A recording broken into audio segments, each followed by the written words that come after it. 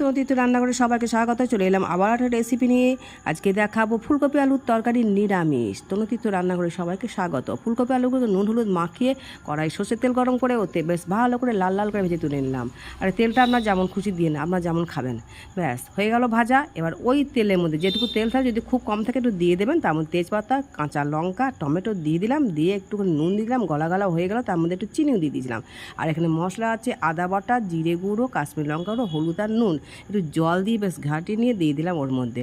এবার কষা কষা বেশ তেলটাকে ছাড়তে লাগুন, কষিয়ে যখন তেলটা ছেড়ে গেল, এবার ফুলকপি আলু ভাজাগুলোকে দিয়ে দিলাম। এবার কষাতে থাকুন, কষিয়ে যখন দেখুন বেশ কষানটা হয়ে গেছে, তেলটা ছাড়ছে, থালাতে যে তেলটুকু লেগেছিলো ওর মধ্যে একটু জল দিয়ে দিলাম, আরও কিছুটা জল দিয়ে ঢাকা দিয়ে দিলাম। সেদ্ধটা হয়ে গেল। এবার আলুগুলোকে ভালো করে বেশ একটু মারা করে দেন, মেরে দিয়ে একটু গাওয়া ঘি ছড়িয়ে দিন, ব্যাস নামিয়ে দেন। ভাত বলুন, রুটি বলুন, খান ফাটাফাটি। একবার বানিয়ে দেখুন।